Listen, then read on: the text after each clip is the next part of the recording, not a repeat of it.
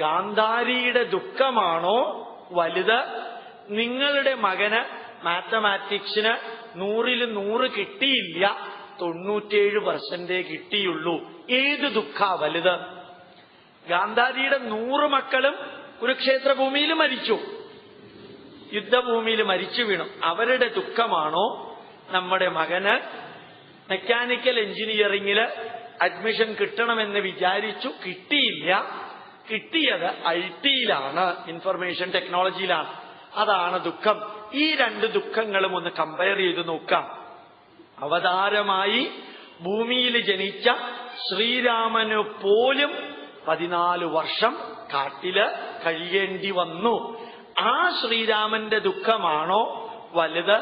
അതല്ല, ഇന്ന് ഉച്ചയ്ക്ക് നിരന്തരം ചോറ് കഴിക്കാറുള്ള ഞാൻ ഇന്ന് എനിക്ക് ചപ്പാത്തിയെ കിട്ടിയുള്ളൂ, അത് കാരണം തീരെ സുഖമില്ല, ഏത് ദുഃഖാ വലുത്? 14 വർഷം കാട്ടിൽ അലഞ്ഞു തിരിഞ്ഞു നടന്ന ശ്രീരാമന്റെ ദുഃഖം ഒരു വശത്ത്, എനിക്ക് ചപ്പാത്തിയെ കിട്ടിയുള്ളൂ എന്നുള്ള ദുഃഖം വേറൊരു വശത്ത്. ഞാൻ കുറച്ച് എക്സാജറേറ്റഡ് എക്സാമ്പിൾ ആണ് നിങ്ങളോട് പറയുന്നത്. എക്സാജറേറ്റഡ് എക്സാമ്പിൾ എന്തിനാ പറയുന്നത്? വളരെ എളുപ്പത്തിൽ മനസ്സിലാവും. അപ്പൊ ഏത് അനുഭവങ്ങളും ഒന്ന് നോക്കാം. എന്നാ അവിടെ ഞാൻ ആ സ്കൂളിൽ കയറിയപ്പോ ഒരു കുട്ടി പറഞ്ഞു, എനിക്ക് വളരെ വലിയവനാവണമെന്നുണ്ട്, പക്ഷെ സാറേ ഞാൻ ജനിച്ചതൊരു കുടിലില, എങ്ങനെയാ സാറേ ഞാൻ വലുതാവുക?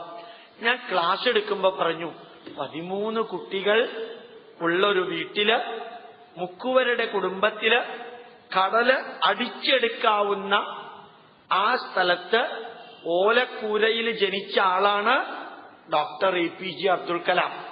അദ്ദേഹം എത്ര വരെ എത്തി നോക്കുക, ഒരു കമ്പാരിസണാണ്.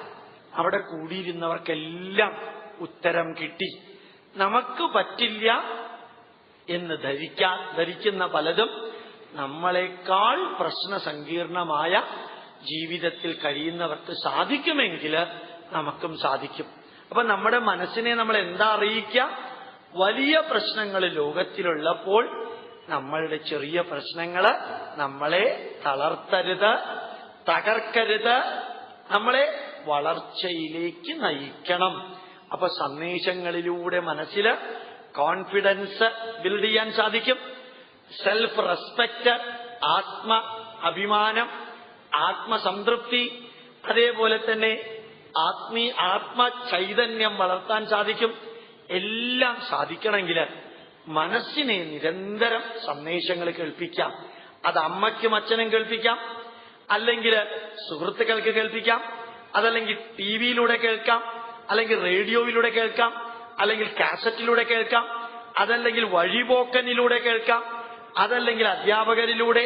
ലോകത്തിൽ സന്ദേശങ്ങൾ കേൾക്കാൻ ബുദ്ധിമുട്ടില്ല, സന്ദേശങ്ങൾ കേൾക്കുന്നു എന്ന ഓർമ്മ ഉണ്ടായാൽ മാത്രം മതി. ആ ഒരു തുറന്ന മനസ്സുണ്ടെങ്കിൽ സന്ദേശം എടുക്കാൻ സാധിക്കും, അനുഭവങ്ങൾ എടുക്കാൻ സാധിക്കും, ചെറിയ കഥകളും എടുക്കാൻ സാധിക്കും.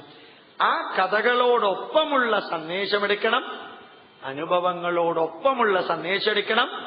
അതേപോലെ സന്ദേശം മാത്രമായിട്ട് വരുമ്പോ അതും എടുക്കണം.